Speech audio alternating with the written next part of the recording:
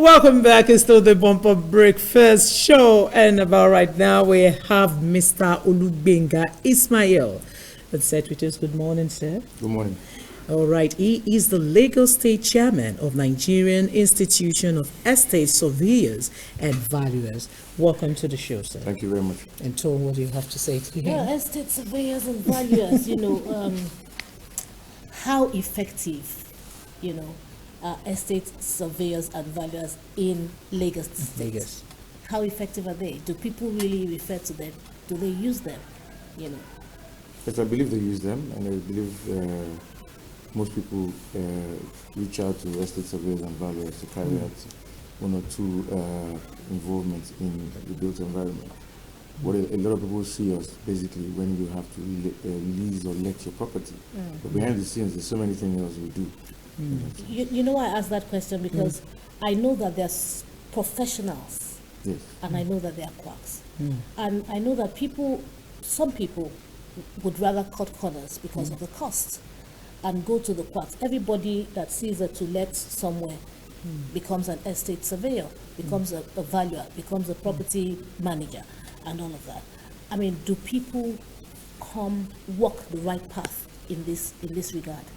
So let me clarify something. Those people that go and look for, they go and meet estate agents. Yes, they don't go and agents. meet estate surveyors. Surveyors. So estate surveyors are the professionals who, from standard conduct or making sure that it's a professional way of handling the built environment. That's the estate surveyor. There's so many things that they do. But in terms of letting, it's the estate agent that goes and does that part of the work. So that's what you see. That's what you see. That's what All right, this morning we're looking at urban regeneration and renewal in Lagos. How effective is this in Lagos? Well, of course, Lagos now is about, how many years? About 53, 54, 56. Having been formed, I think in 1967. So we're getting to that time where urban renewal should take the front burner in what is being done. How effective is it? You will see there's a parastatal lasura that the government has set up that looks into different areas to implement different policies to change certain areas. There are some areas that the government is looking at now, today, this year, or since 2018. They've been trying to renew some areas. How effective is it? It's still work in progress because more can be done so that we can all feel it and know areas like, just look at Oshodi, Ajegunle, and Lagos Island. Those are areas that are crying out for renewal and attention. Yes. So there's some aspects, even when you look at some locations where the roads have dilapidated, where they need to be done. So some areas really need to be looked at, and those are being challenged. At some point under some administration in Lagos State, the Oshodi axis had a rebirth, especially the Oshodi terminals and the bus stations had a rebirth. It was totally cleared, and rid of all the tyrants and touts and all of that. But gradually they started to creep back into that area. What are you going to do about it? What are we going to do about it? Yeah, in an attempt to renew Oshodi, I'm sure you have to take charge of that. Well, reach out to whoever is supposed to. We can only advise.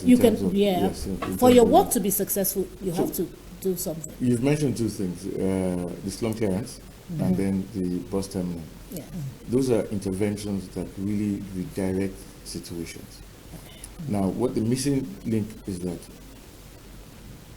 areas have income levels, and it is through the challenge. If income levels start going down, then you start seeing all the slums that's setting up. So what government can do is, in terms of policy and renewal, is they've done one thing: they clear the slum. The bus terminal was to move all those. It was a major bus. Move all that interaction into one place, so that you don't see people moving around. But there's still the other part. There's a huge market in that area. Then the density of Oshodi was increasing, so that people just arrive and go and start living there, and there's so many people there. So planning policy really needs to change in such an area to reclassify or rezone what happens there. That will stop what you've said, that people are feeling area. How are you going to do that There were two successfully? things that they've done was the beginning. The next thing is to reclassify, to rezone, so that maybe you wouldn't want to push people out of the area. Yes, that's But a put better living conditions and standards. in the place, Yes. so that you don't have many people living in one little plot. But you know that some people, resist change, and change is the only constant thing in life. So even when you want to better their lot, it could be a challenge to them. They would see it as some sort of oppression. They may rather see it as some sort of oppression. How do you intend to go about that? So, in terms of change, let's go back to it. There was an area called Morocco. Yes, it's now We all remember Morocco. Yes, That was urban change. True. It was But it big- wasn't easy. It didn't come easy, so- and that's what I'm talking So about. nothing will come easy, but what has happened now is that was reclassified. It was moved from a slum and it was rezoned into a residential living area. Yes. And we can see what it is today. Yes, we knew. Yeah. So that is the sort of thing that needs to be done in different areas. And like I said, it's not so much that you would, if people are desperate, they would leave wherever they can. All right? And what we have to do is make sure that in displacing them, we move them to an area that will accommodate them in a better standard in that sense. So that's what needs to be done. But the will, the force, intention have to all be there at the same At time. the same time. I know urban regeneration involves the investment of public money Yes. and private finance into areas in need of lasting and improvement.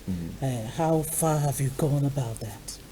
Where did you, is the money, what I'm trying Funds to say now, available. the funds available, are the government pumping funds into urban regeneration in Lagos State, or how are you people gathering the funds?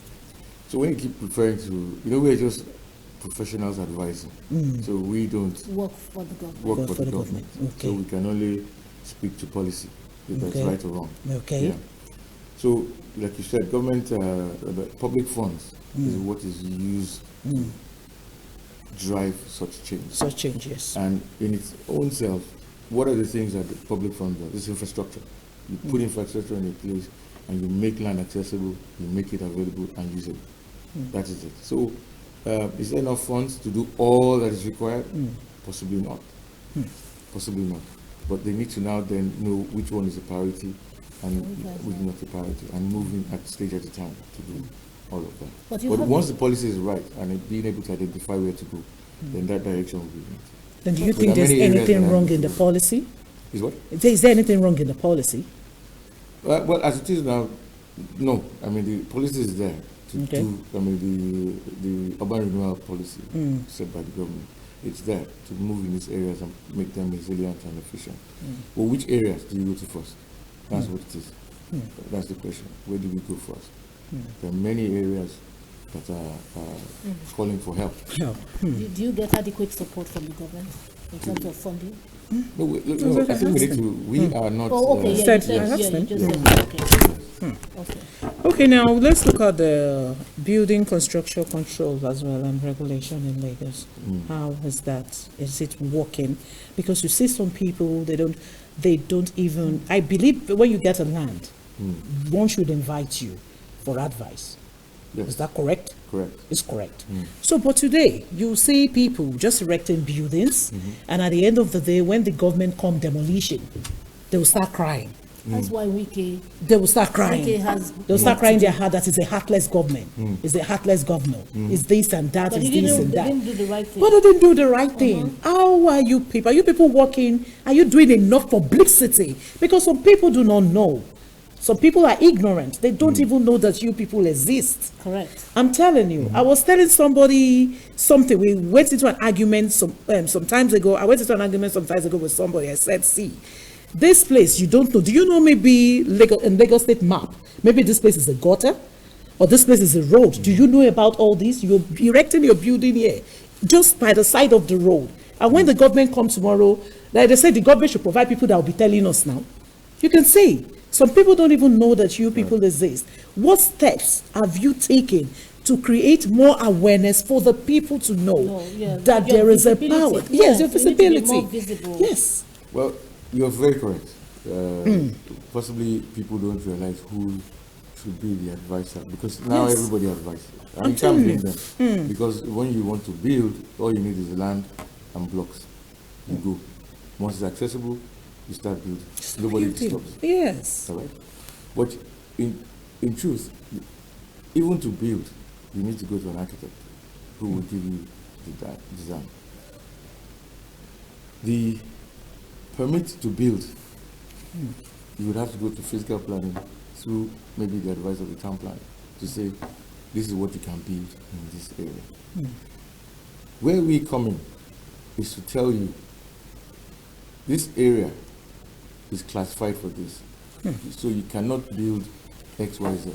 It's good for commercial, it's good for retail, it's good for industrial or residential. And then start building the blocks together and look for the different professionals that you need to take you to where you want to go. That's where you then create your values.